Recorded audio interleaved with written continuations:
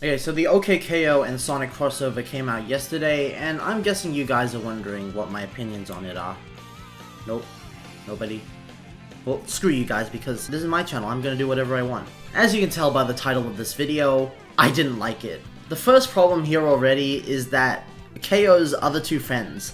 Now, let me just warn you, I do not watch OKKO, I know almost nothing about it. The only thing I know about OKKO is in one episode, they turn into furries, and then at the end of the episode they put on like human suits. So now, are they canonically furries now? And what I can gather from this episode is that they run a shop called Gars, and this shop is for superheroes to buy supplies. So my point was, from the beginning, we already have a problem. The two of KO's friends, basically more than half of the main cast, just say, well, I'm going to sleep because I played video games all night, and then they're literally asleep for the rest of the episode. I don't know about you, but if there's a crossover, I'm pretty sure I want all the main cast to be involved. So all the people who are already fans of the show and want to see these two characters interact with Sonic, well, they don't get to see that. So even though I haven't watched any episodes of OKKO, I was generally excited for this episode because obviously I'm getting to see Sonic crossover with another series, and on top of that, it's 2D animated, and I love the Mania Adventure stuff they're doing, but on top of that, it's modern Sonic, so there's a lot more depth that you can add to the character that Mania Adventures couldn't. Of course, that depth is all thrown away because Sonic is just a big doo-doo poo-poo head in this episode. Sonic is cocky. Yes, he makes fun of his enemies, and he may act a little bit egotistical, but in this episode, he just treats KO like a slave. Like he's just straight up manipulating him. You're my little buddy, remember? He literally uses the fact that KO is a big fan of him to just get him to do anything.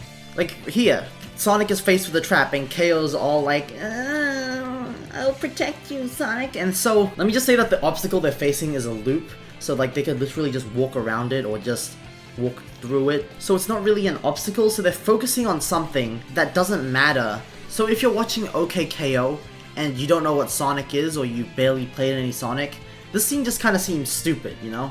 And honestly, that's just this whole episode. This whole episode is just an excuse to make a bunch of Sonic references. The story itself is just garbage. When I finished the episode, it felt like a 2-minute video rather than the full 10 minutes. Now going back to the fact that Sonic is overly egotistical and is just a complete jerk, instead of actually teaching KO how to go through the loop, he just kind of sits there in his Sonic OVA beach chair, while KO just smashes into a wall and breaks into a bunch of pieces. Now as you actually watch the episode, you can see that there is a heavy Adventures of Sonic the Hedgehog vibe to it. There's Adventures of Sonic the Hedgehog music. It's very obvious here that the villain is heavily inspired by Robotnik, specifically the Adventures of Sonic Robotnik. His henchmen Robot are very reminiscent of Scratch and Grounder, and of course, Sonic's more jerkish and egotistical personality. But even in the Adventures of Sonic the Hedgehog, it wasn't all that. He was still nice to other people, like random citizens, kids, and especially if someone was a fan of him, he would definitely treat them with more respect. So, even if it was meant to be the Adventures of Sonic the Hedgehog, it still wasn't done right. And what's even more jarring is that Roger Craig Smith is voicing him, so it just doesn't feel like it's meant to be. If they wanted to do an Adventures of Sonic the Hedgehog crossover, then they should have gone for Jaleel White. But this episode was not all bad. In this one scene, Sonic is traveling at light speed, and you can see what it's like for him to travel at light speed, which is pretty cool, new, refreshing, just like New Coke. OKKO also seems to be very anime inspired in terms of the animation. I don't know if they did this specifically just for the Sonic episode or if this is the animation for every episode, but it's very anime inspired, and it's kind of cool seeing the Sonic characters, well, at least Sonic and Tails, being animated in an anime style. I mean, you even have Tails doing the anime girl blush. I don't know how to feel about that. I also really love most of the soundtrack. They sound like genuine Genesis music.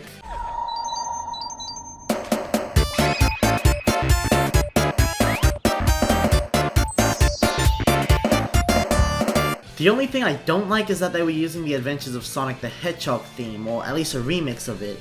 And that's mainly because the Adventures of Sonic the Hedgehog theme is also just a remix of classical music. I'm sorry guys, but no matter how many times I see the Adventures of Sonic the Hedgehog intro, I will never associate little Einsteins with Sonic. Every time little Dragon Kite comes around the mountain and starts to sing her special song, let's count. Ready? Here she comes. 1.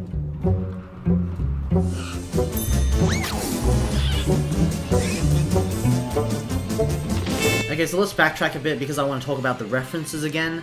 These references are really cringy. Like, I literally cringed whenever I saw a Sonic reference. Now, despite LEGO Dimensions Sonic Pack having a really poorly programmed level, like the physics were just really off, I still enjoyed it because of all the references it made. And that's because each reference was actually very well written. Like, they were placed in a particular situation, and it all felt natural, so I enjoyed it, but it also made sense for the reference to be there. It didn't feel shoehorned in. Okay, so let's talk about the specific scene here, where Metal KO is in the water and Sonic's trying to save him. If you've seen the Sonic OVA, the Sonic the Hedgehog anime movie from, like, the 90s, you'll know that this is a direct reference to when Sonic tried to save Metal Sonic at the end of that movie.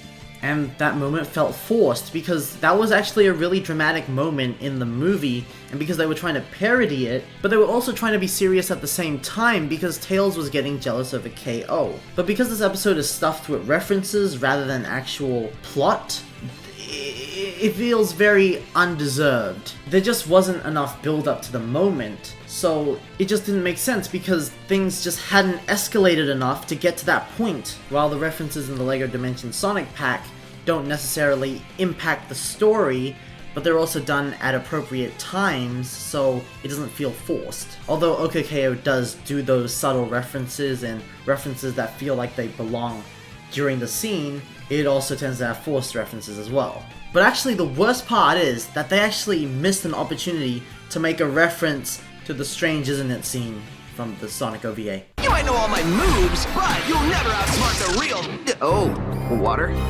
Sonic cannot swim.